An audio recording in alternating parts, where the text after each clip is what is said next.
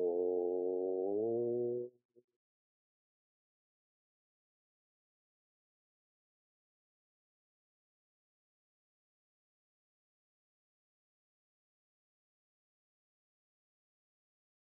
Oh.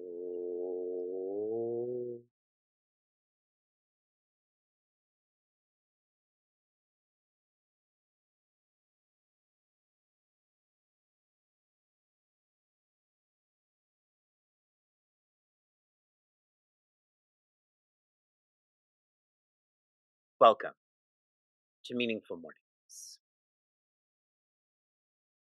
A month from now, approximately a month from now, we will commence our enhanced Seva training.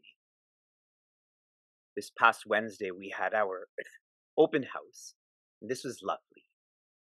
Almost 80 seekers joined, and people had so many questions. When I was speaking about enhanced Seva training, I was sharing Generation Y was born between 1980 and 1994. Generation Z, 1995 to 2009. And now Generation A, or Alpha, is 2010 to present. I am born in Generation Y. And for almost 17 years, I've been trying to teach first Generation Z, now even to an extent Generation A. And I have found that there are strong differences from generation to generation to generation. Just think of the internet. I was born before the internet. The present generation was born into the internet. Knowing there's such strong differences, one has to accept this. I can't expect Generation Alpha to be like Generation Y. And once you accept this, then you start to adapt to that generation. This is the vision of our enhanced Seva training. This is the vision of the Bhagavad Gita. Millions, billions, trillions of years ago, when the Bhagavad Gita was shared, that theory hasn't changed to the present. But the application has changed. What a yajna was 5,000 years ago and what a yajna is now, that has changed. We are very much in tune with acceptance and adaptation. This makes this whole experience practical. We struggle with practice. So if this is practical, this will help with practice. In verse 68, Sri Krishna focuses on the teaching. What is this teaching? That your nature is infinite. Other than this teaching, who teaches you that you're infinite? All of the other teachings are you're less than finite. You suck in this way. You suck in that way. These teachings, your nature is infinite. In verse 69, the focus is on the teacher. The teacher is one who is taking that connection, and they're doing this from a place of being connected. That is the importance in our culture on a parampara. My teacher is connected to his teacher, who's connected to her teacher, and finally that original connection is with Sri Krishna. And they're sharing this connection with a student like me, a student like you. Now, if the teacher's not connected, how are you going to get connected then? The parampara is like a protected means, a protected means. We are fortunate to have access to that which appears to be inaccessible. In verse 70, Sri Krishna is taking us to understand what used to be a puja has changed. What used to be a yajna has changed. Puja could be me offering a flower. In the context of the Bhagavad Gita, puja is invoking, becoming like Sri Krishna. And how to do this? Yajna. Yajna could be starting a fire. In the context of Bhagavad Gita, it's being dedicated to knowledge, dedicated to SQ. As soon as I'm finished meaningful mornings this morning, the reason I look so fancy right now is because I have to go to Toronto to facilitate a vivaha. As in, the wedding planner is calling me Panditji. Looking forward to meeting you, Panditji. I want to correct her and tell her to call me Sirji. I love when people say Sirji because it's like chai tea, correct? It's the exact same sentiment.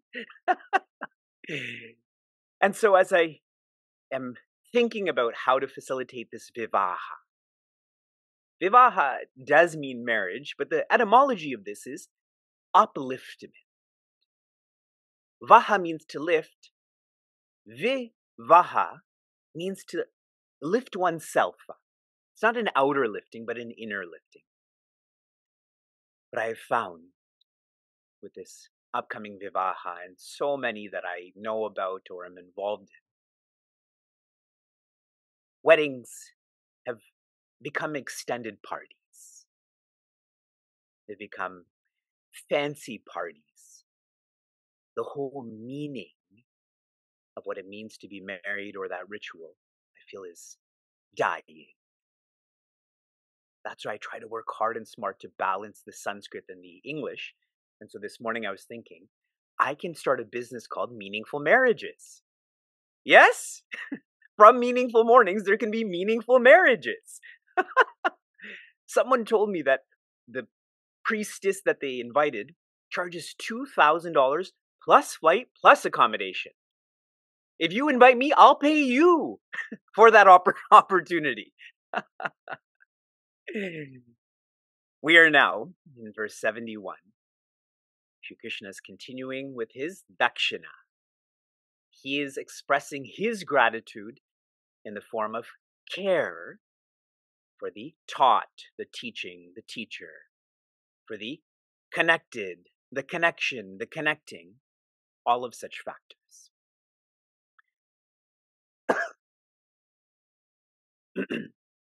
Shraddhavan anasuyascha shrunuyadapi yo naraha sopi muktas shubhan lokan prapnuyat punya karmanam. Joy. First quarter. How should the culture be of the taught, connecting to the teaching, connected to the teacher, Shraddhavan, that is filled with faith, Anasuyaha, and free from pessimism. Free from pessimism. Okay, so these are two qualities that are needed for this oneness to come to be between the student, the teaching, and the guide. Trying to share this in a different way.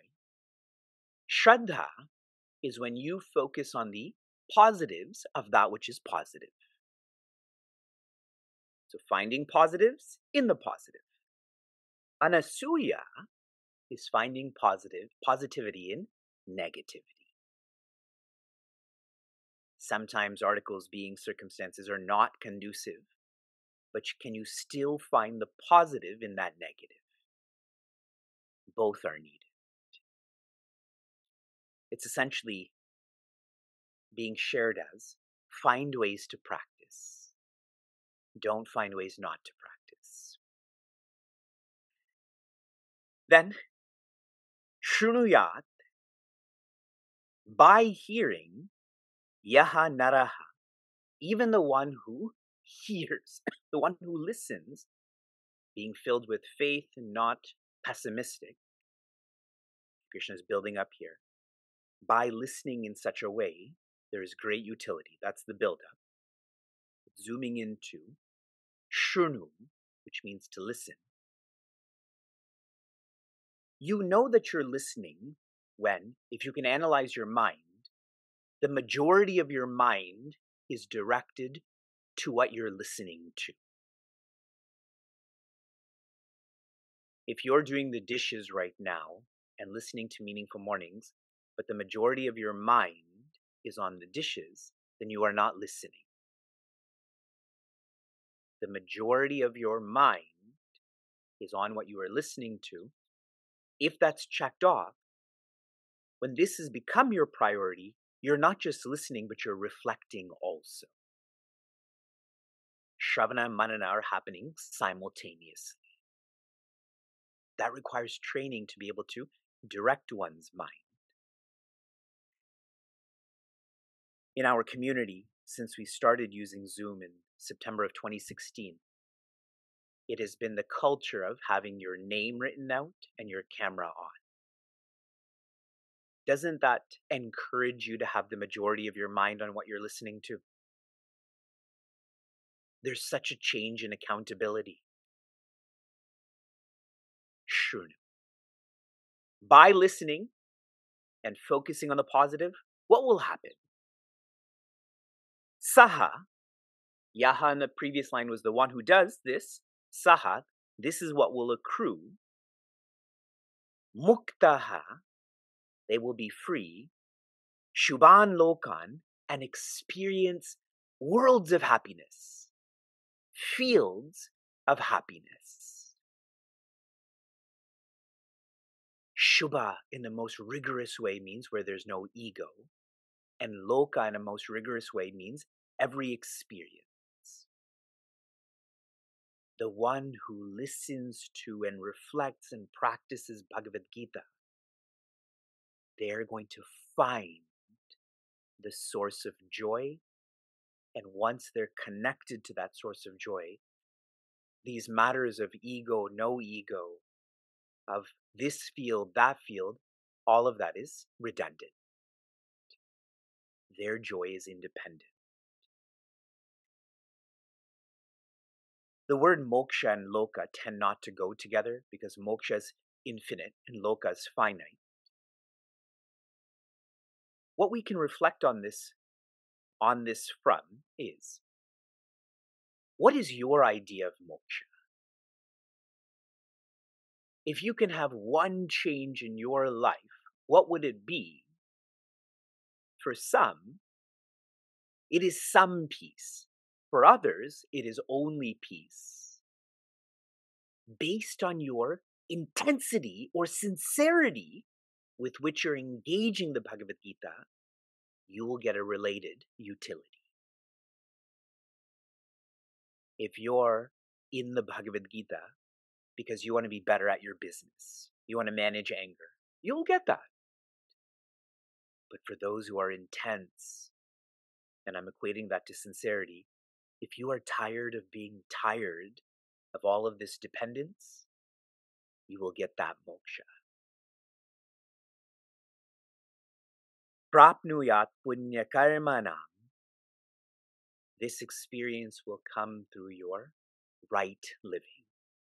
You will deserve this.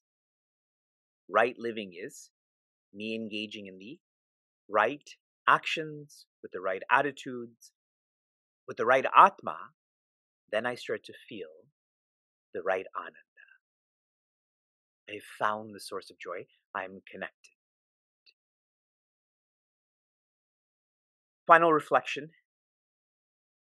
When you start to get into this flow of rightness, first actions, then attitude, then atma, this is like a self-fulfilling prophecy. The more you follow rightness, the more that rightness flows for you. Momentum exists in the sacred field. Those who are steady, they start to feel strong. They start to feel the hand of God almost on their back, pushing them. from inspiration to application. Your application was for you to rate how grateful you are. Shri Krishna is 100. 1 would be awful. My reflection on this is, I can never forget the thoughts that my masters put in my head about me not being the body, that I am more than the mind. And he has put these thoughts, which I have described as grace, in my head through this instrument that is the Bhagavad Gita, through this surgical tool that is the Bhagavad Gita. I can never forget this. Even if I tried to forget this, I couldn't. So I would put myself fairly high in reference to the culture of care. I want to read to you what a seeker has written on his relationship with Bhagavad Gita through meaningful mornings. Hari Om Vivekji. The one thing I look forward to most every day in meaningful mornings is Vivekji saying our Bhagwan's Nama, Shri Krishna, lovingly and repeatedly. Shri Krishna's grace is such that even by simply listening to his name, I feel closer to him day by day. May our Guru's blessing allow us to remember his Nama always, so we can be at his Dhamma soon. Shri Krishna Sharanam Mama. This is Praveen from Portland sharing how he too is feeling this gratitude. Your application for this morning is the remaining verses that are coming. Now we've just completed 71. In the forthcoming verses, what are going to be the last 2 critical verses? We've come across 2. You identify the next 2.